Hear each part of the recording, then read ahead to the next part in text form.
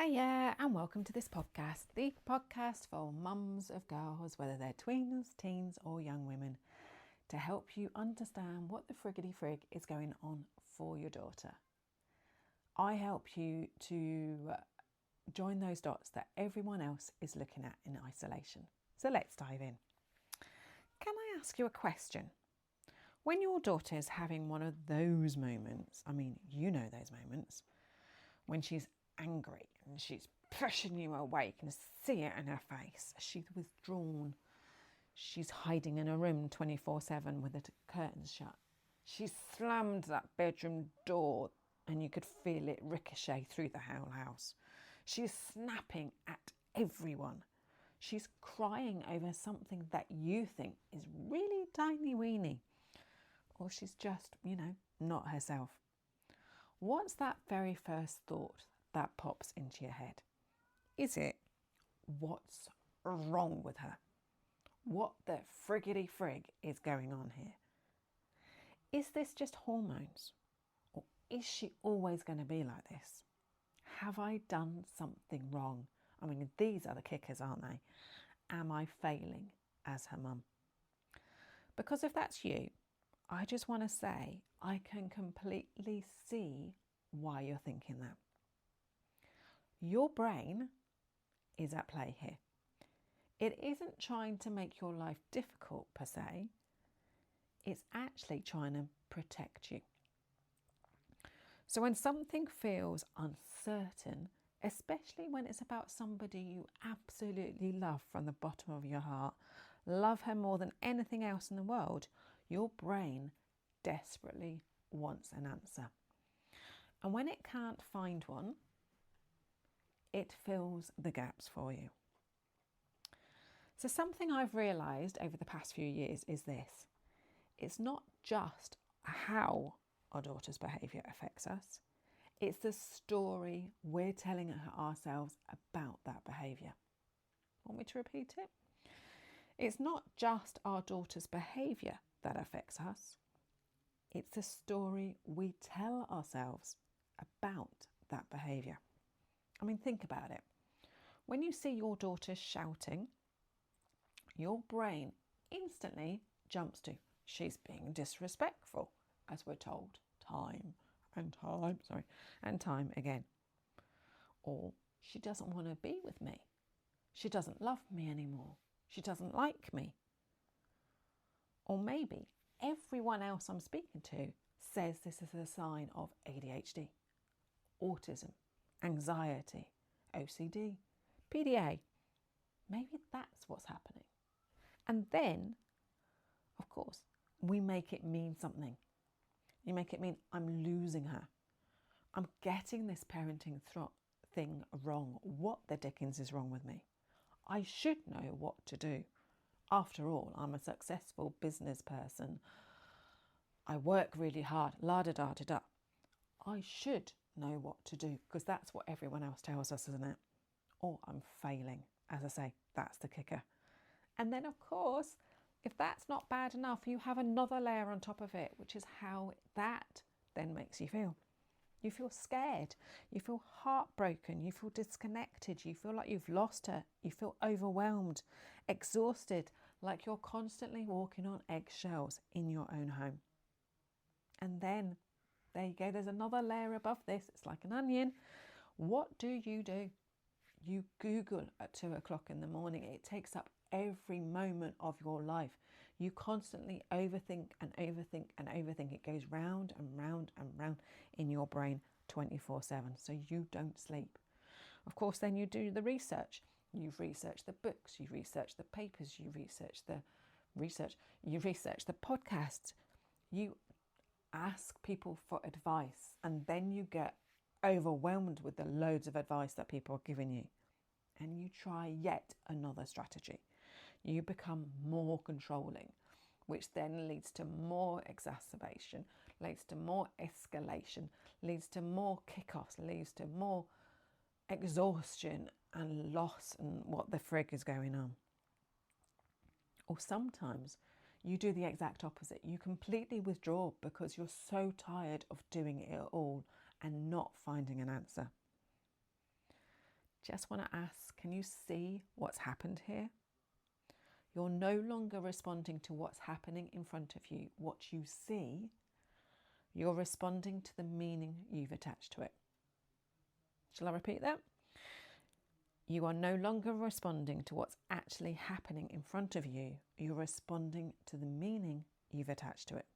And honestly, who wouldn't? This is exactly why I do what I do. Because I believe too many mums are sitting with fear 24/7. I mean, seriously, everything is scaremongering. Media, social media, being online, being offline, in the papers, speaking to anyone. Literally, you say one thing and people jump all the way to a conclusion. That doesn't actually make any sense. It's like somebody adding 2 + 2 = 5. What mums actually need is understanding. Because behaviour is never just about one thing, as we are told. Guess what? Time and time and time again.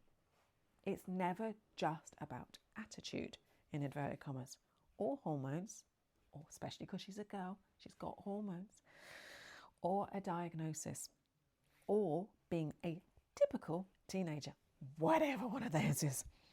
Behaviour is communication. Simple as that. It's information. It's your daughter's body saying something isn't quite right, and that is okay. And that something could be sleep, could be all manner of things. It could be sleep, it could be blood sugar, it could be stress, it could be friendships, it could be school pressure, academic pressure, whether she's at college or university. It could be her menstrual cycle. As I've said before, we have a 28-day cycle, not a 24-hour one.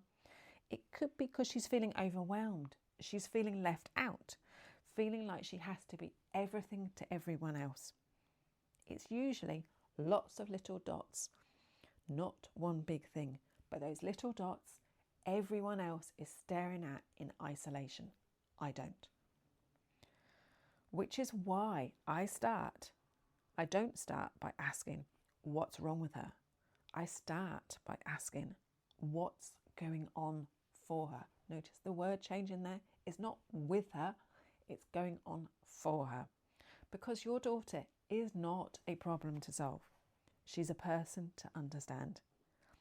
And when we understand what's underneath that behaviour, everything starts to make a little more sense. In fact, I'd say it's my light bulb moment.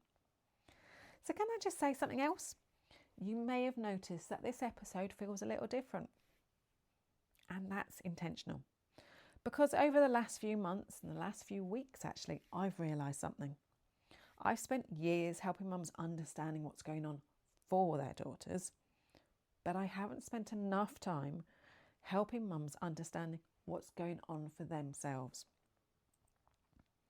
Because parenting isn't just happening to one person, your daughter, as we're led to believe.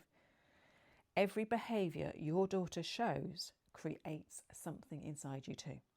Fear, guilt, self-doubt, overthinking, Googling at 2 o'clock in the morning, walking on eggshells, wondering if you're getting it all wrong and you're a failure. And nobody talks about that. So from now on, this podcast is going to be about both of you. Yes, we'll still make sense of what's going on for your daughter, but we're also going to make sense of what's going on for you. What stories you are making it mean, her behaviour. Because when you feel seen, understood and less alone, everything changes for you and for your daughter. So my hope is that every time you listen to this podcast, you leave feeling just a little less scared, a little more curious, and a lot less alone. Because believe me, you are not alone in this. Because I can see you. I can see why you're scared. So let's look at what's actually going on instead of jumping to what is wrong.